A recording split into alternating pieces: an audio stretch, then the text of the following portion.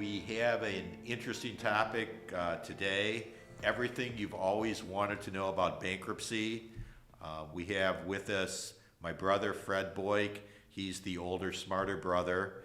And Fred's had a varied background. He's been a certified public accountant. He's been an in-house chief financial officer running a division of a Fortune 500 company. He's been an advisor to a large number of small businesses throughout northwestern Ohio.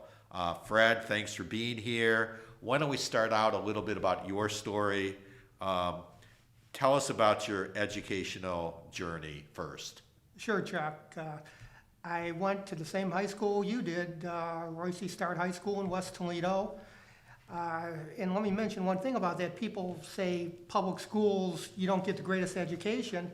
The fellas I was against, or in classmates of mine, were some of the brightest people I've ever met in my life. I know we had one fella who ended up his senior year, there's what's called the Mathematical Association of America test, the MAA. He was #1 in the state of Ohio. Our math team finished 5th in the state of Ohio. For some reason, Shaker Heights out of Cleveland always was #1, but we were one of the best public high school math teams ever.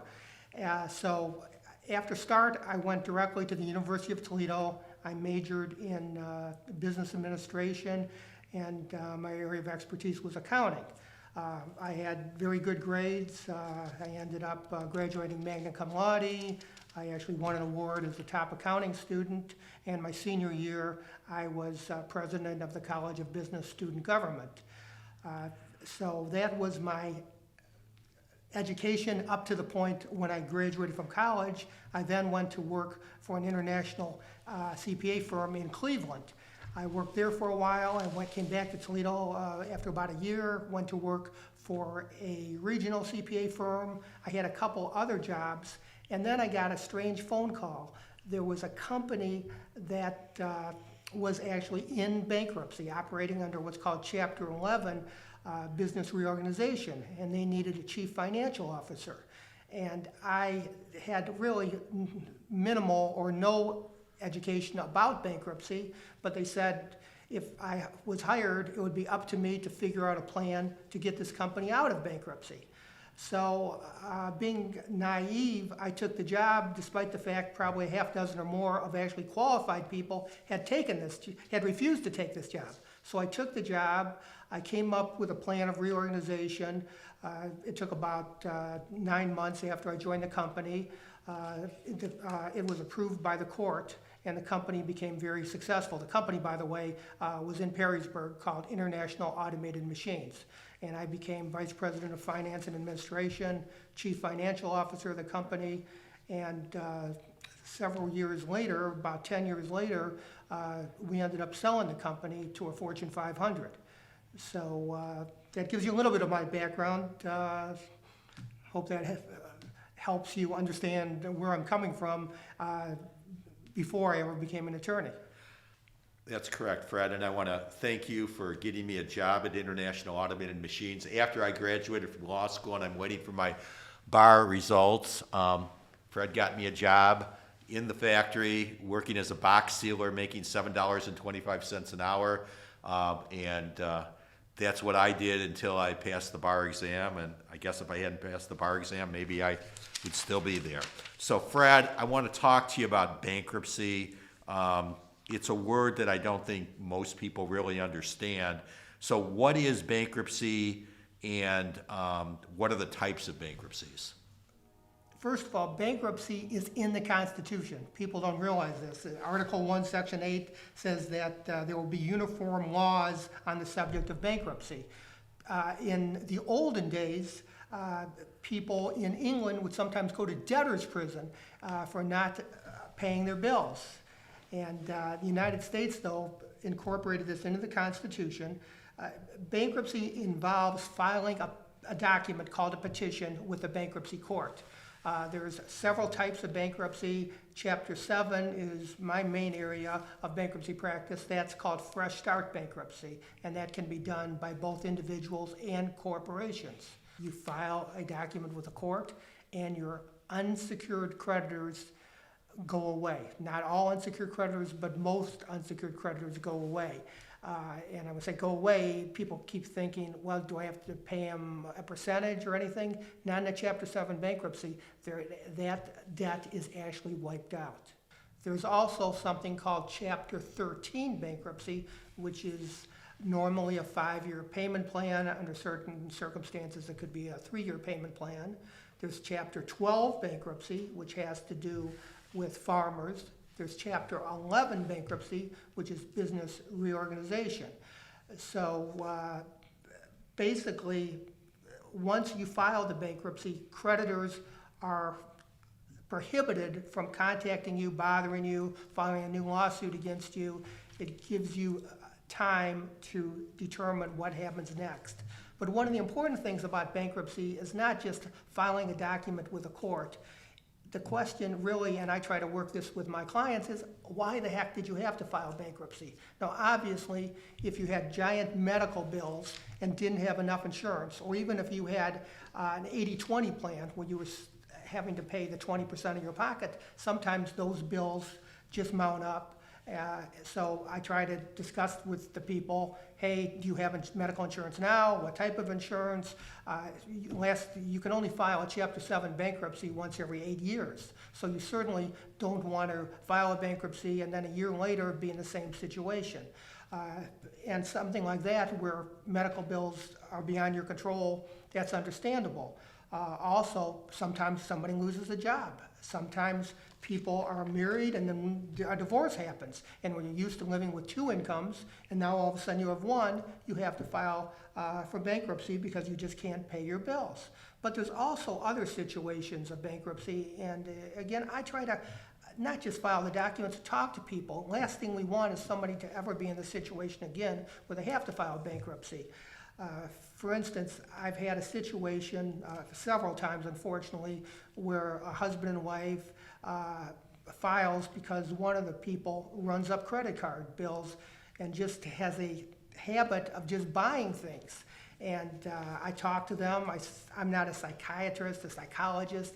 I try to say, hey, maybe you need some help. Maybe you need to talk to somebody about why you have this need to buy things all the time. And we've had situations where I get a call 6 months or a year later from one of the spouses and say, I found out that secretly my spouse, since the bankruptcy, has opened up 8 or 10 new credit cards, and we've got a couple closets just full of unopened objects that this person has purchased. And the excuse is, well, it was such a good deal, I couldn't say no, we would need it eventually. It just makes sense for us to have this. That's really an addiction, somebody who has just a shopping addiction. And I try to refer them to somebody who can help them, who's a qualified professional. So Fred, for the average person, when should they contact you? What would be the criteria before they should call you? If you can't pay your bills, you should consider bankruptcy or other sort of negotiated alternatives. And some people, basically, if they can't pay on their credit cards, then they'll get a new credit card and start pulling money off that. If you're doing that, you've waited too long. If you, based on your current monthly income, cash flow, if you can't pay all your bills and your credit cards and your taxes and any other liabilities you have, then it's worthwhile to call me or another bankruptcy attorney and say, what are my options, what should I do, and not dig yourself a deeper and deeper hole. Some people just don't understand what their budget is, and other people live off their overtime. I've had Jeep workers, for instance, who do 20 hours a week of overtime, and then all of a sudden they get laid off and they're getting 95% of their pay. And you think, okay, they should be able to budget okay at 95%, but what they've been doing is living off the expectancy of all this overtime. And when the overtime ends, they cannot really pay their bills. So that's where I sit down and talk to them. I said, you got to live off the money you know you're going to get in every month, not what you possibly could get in every month.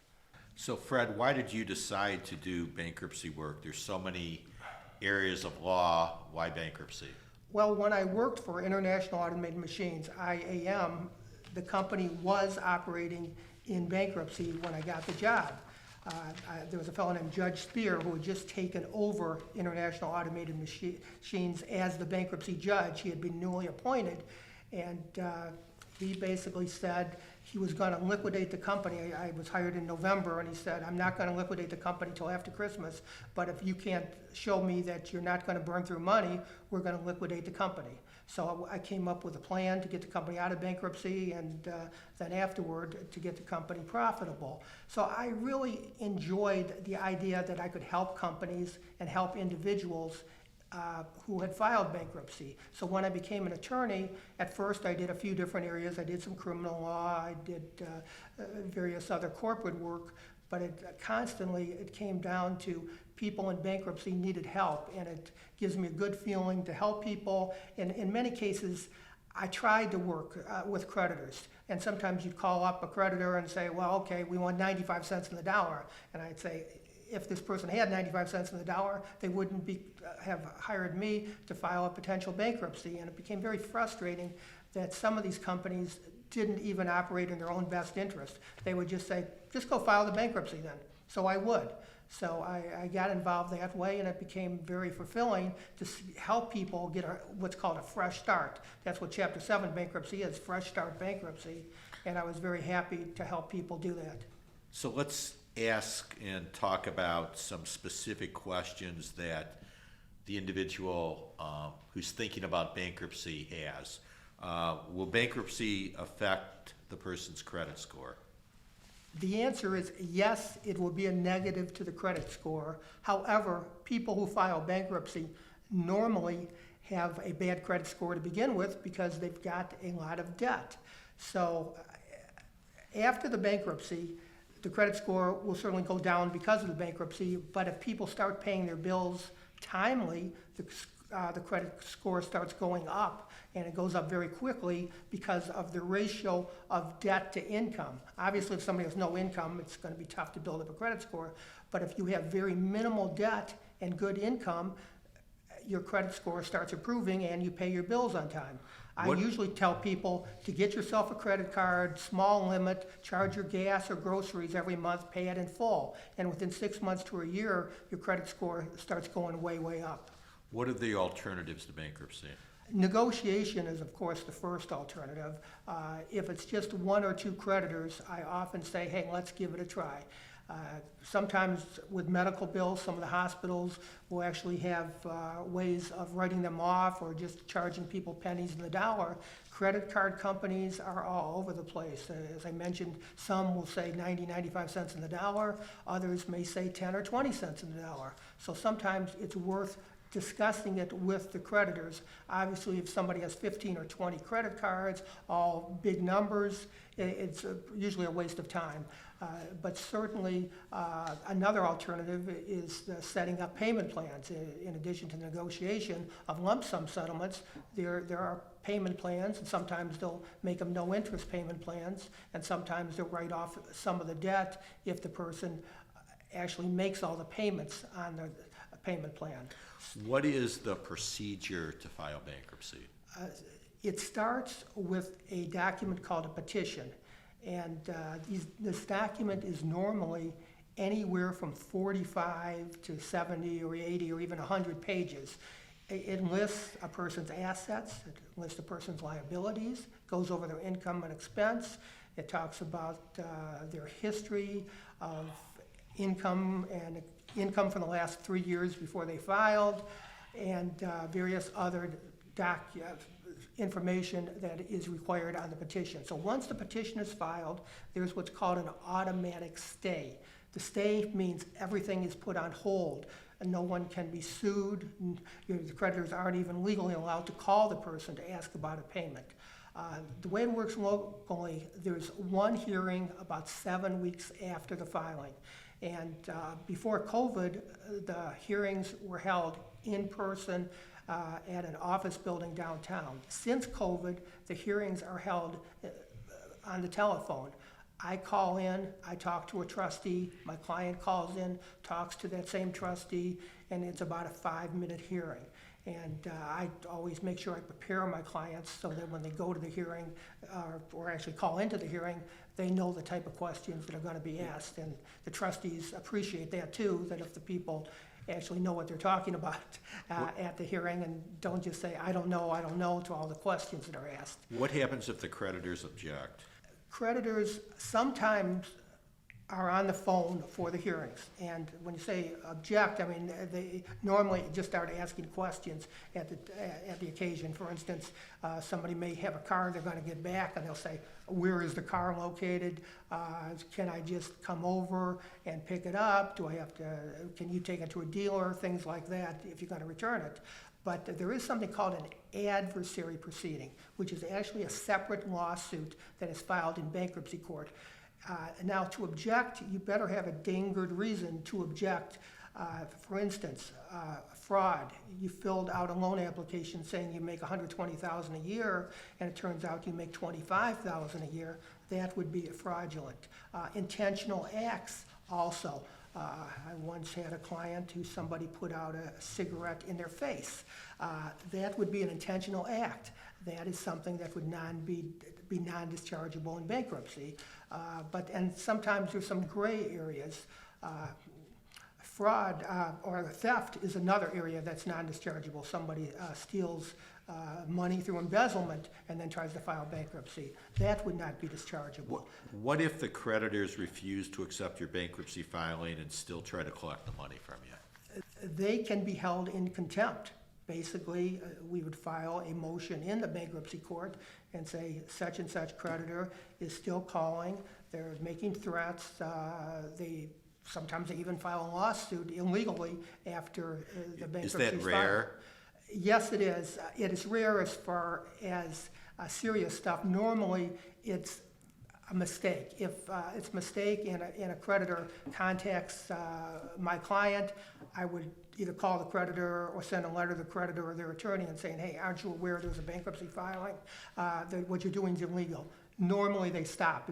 It's normally, the problem is the ones who are not represented by an attorney or who just don't understand the law and will say it's not fair. When I first started, I had a couple of dentists who would say, well, we put gold in this person's mouth. We want our gold back then. I said, it doesn't work that way. You cannot do an extraction.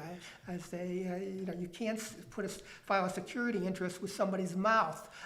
And they'd say, well, this shouldn't apply to us. I said, I'm telling you this, I don't represent you, maybe call your attorney and have your attorney call me. So, but let's talk about some specific things. Will you lose your home if you file bankruptcy? And the answer there is probably not, but maybe.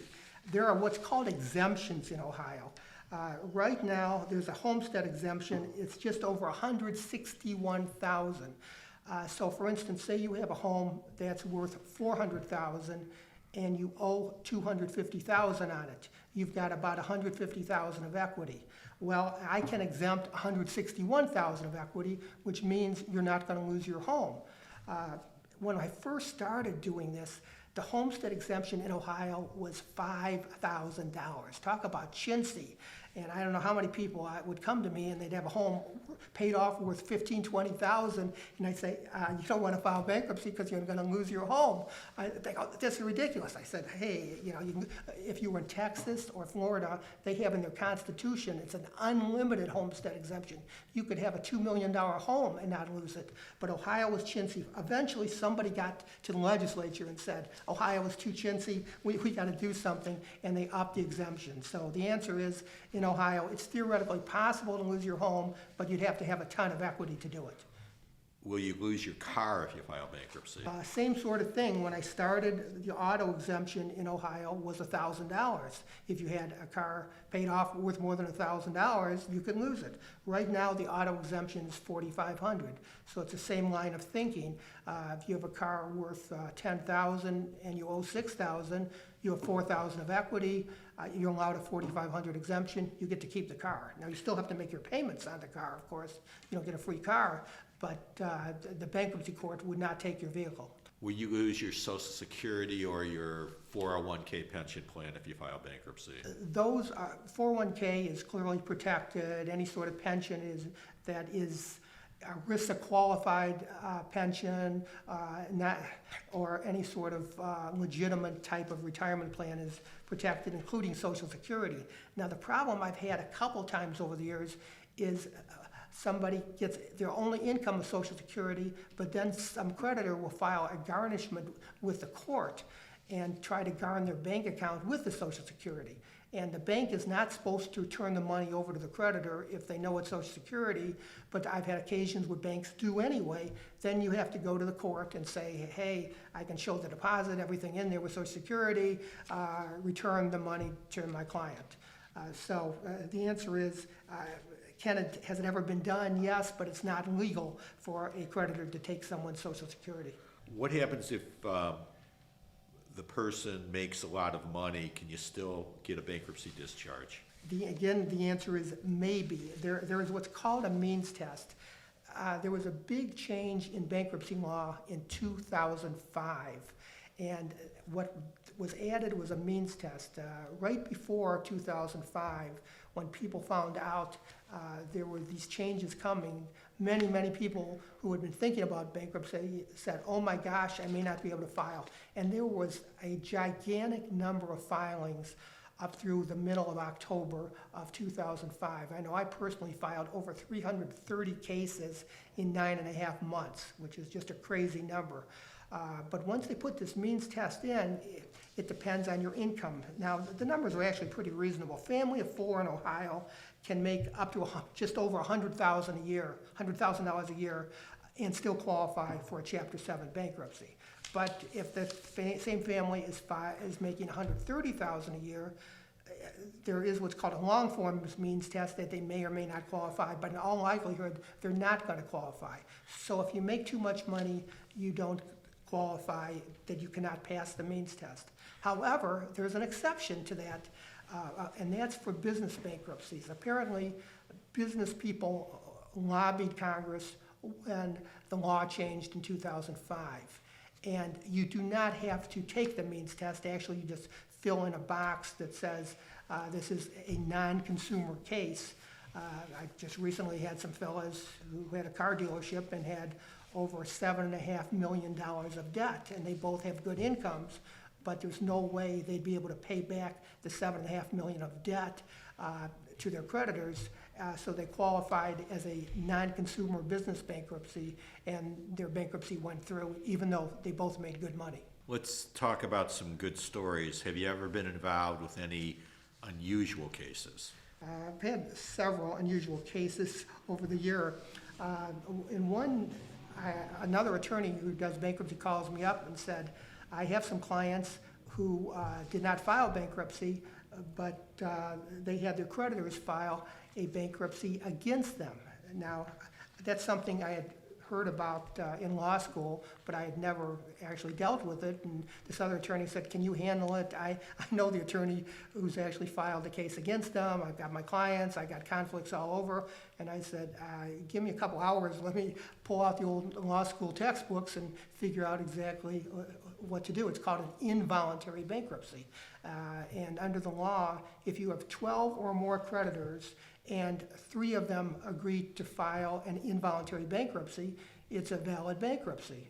And these people had won the Ohio lottery, so it's not like they were broke people, but the creditors wanted to grab that, they had picked the distribution. You can get, the way Ohio works is you get 30 payments over 29 years. And they actually had contacted the Ohio lottery and said, do not disperse any more money to these people. We have a bankruptcy petition pending, and I had to find the right person at the Ohio lottery to talk to and find out exactly what their intention was. And they said, we don't know either what to do. Please get the judge to tell us what to do, but at the moment, we're not dispersing any money. Well, as it turns out, since these people did have money coming, I sat down with the creditors, I worked out settlements, and the case was dismissed. But talk about unusual, the first time I'd ever been involved in an involuntary case, and the first time I'd ever represented a major winner in the Ohio lottery. Right.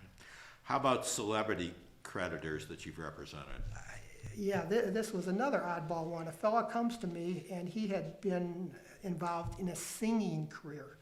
And he had been real popular. In fact, he had been on one of the reality television shows as a contestant. And he came in and he says, basically, I'm just going to do singing on weekends. I'm going to get a real job now.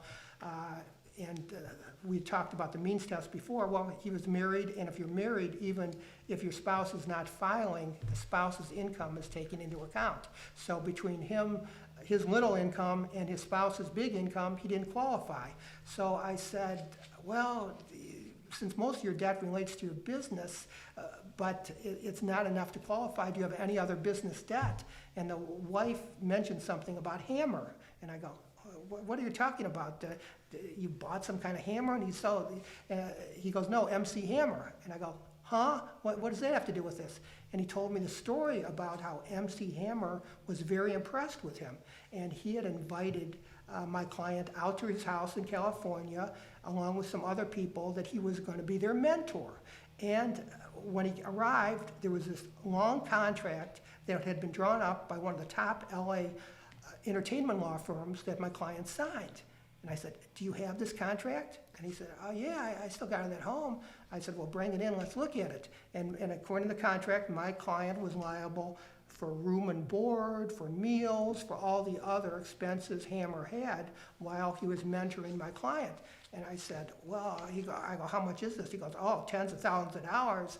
And I said, well, can you call Hammer and get a bill? And the guy just laughed. He goes, I don't think Hammer kept real good records on this. He would just say, hey guys, want to go to McDonald's? Here's $200. Go order a bunch of burgers and bring them back, things like this. So we tried to estimate using IRS tables what a reasonable food allowance would be. We called around LA to find out what in that neighborhood it would be reasonable to rent an apartment. We came up with a pseudo bill as if Hammer had come up with it, and we disclosed everything to the trustee, saying, here's the contract.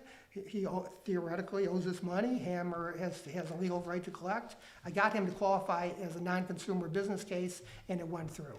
So it was kind of strange that I had to do the creditor's work, but it was all legal, and it went out. Everything went fine.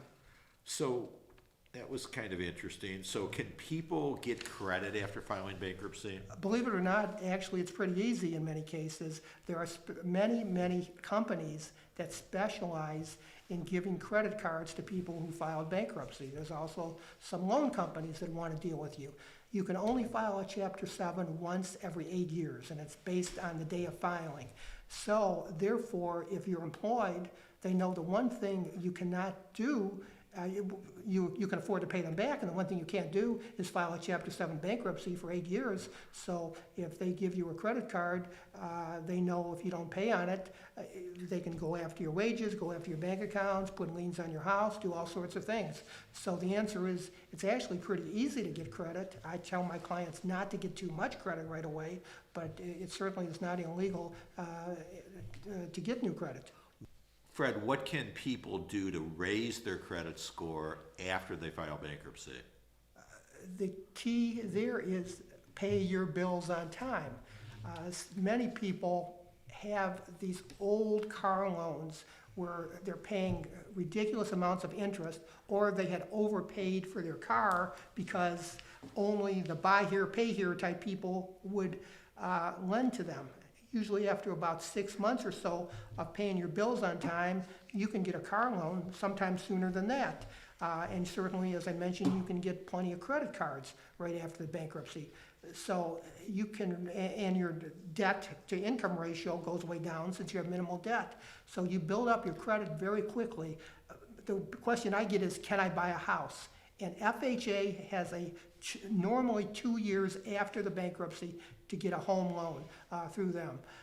And some banks, actually, if you have a good enough job, will give you a home loan after 1 year. So certainly people can easily get car loans, probably get a home loan after 1 year to 2 years, and get credit cards with no problems after a bankruptcy.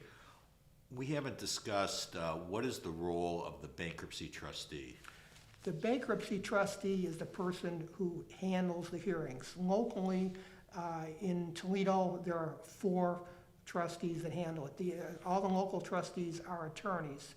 And their job is to find assets that are non-exempt. We talk about exemptions for houses and cars earlier, but sometimes, for instance, somebody may have a giant tax refund that's coming, or they may have a lawsuit. And you and I, Chuck, have dealt with this, where people have a massive personal injury case, and they still needed to file bankruptcy. And there's a certain amount for an exemption. The current personal injury exemption is almost $28,000. So if a person's going to end up with $30,000 in their pocket, I can exempt the 28, and the other 2 would probably go to the bankruptcy court. The trustee then would administer that money. And when I say administer, a letter is sent to creditors saying, file your proof of claim. I'm owed $2,000, I'm owed $10,000, whatever, and then they take the amount of money that they have to distribute to creditors, divided among the creditors, and that's their job. Not only is their job to make sure the person's honest and telling the truth in their petition, but also to serve as a collection agency for the creditors themselves. Right, and oftentimes, if you have a personal injury case, my experience is that the real party in interest in the lawsuit is the bankruptcy trustee, and if the bankruptcy trustee is not named in the lawsuit, you could have a big problem. Yes, I know you've had cases where you've had to actually tell the bankruptcy trustee, hey, you have to appear in court because you're actually the party in interest in this case. Exactly. And, I've had bankruptcy trustees testify in my cases before. So Fred, bankruptcy is complex. Most attorneys don't want to deal with it because it is so complex. If an individual thinks that bankruptcy might be an option for them, what's the best way for them to contact you, and what information would they need to provide you? Basically, the best thing to contact me is to phone me. My number's on my website, fredboyk.com. And I, first of all, say, why do you think you need to file bankruptcy? What type of debt do you have? I want to make sure it's the type of debt that would go away. Occasionally I get student loan calls, and in theory it's possible to get rid of some student loan debt. As a practical matter, it's very, very unusual. There are various other plans through the government to try to get rid of or to minimize your payments on student loans. But if it's other than something like student loans or alimony, that's another area, child support that don't go away. But if it's a credit card, medical bill, that, I said, okay, let's continue the discussion. Let's see if you qualify. Have you filed bankruptcy in the last 8 years? If you have, you're probably not going to do a Chapter 7. If you haven't, then continue the discussion. And that's what I do. I try to make sure that I don't waste somebody's time and money by filing a case that's not going to work. I have to believe in a case in order to file it, and I let my client know. Everybody wants a guarantee. Is this absolutely going to go through? And all I can say is, based on my experience of doing this for over 25 years, yes, it should go through if everything you're telling me is truthful, and let's go ahead and file. So that's really it. And so many people have told me by the end of the conversation, I feel so much better now. Oh my gosh, I had no idea we could do this. And that's my job, just to make people know that it's not the end of the world, that you won't go into debtor's prison, that you're not going to be getting these phone calls every day for the rest of your life, things like this. So it's really not that complicated of a system if the paperwork is done right, that people make full disclosure and they show up for their hearing, and when they show up, they call into their hearing, the way things are held right now. Thanks, Fred, and I know you have thousands upon thousands of happy, satisfied clients, and I would recommend anybody, if they have questions or they think this might be something that you want to look into, go to Fred's website and contact him. Thanks a lot. Thank you, Chuck.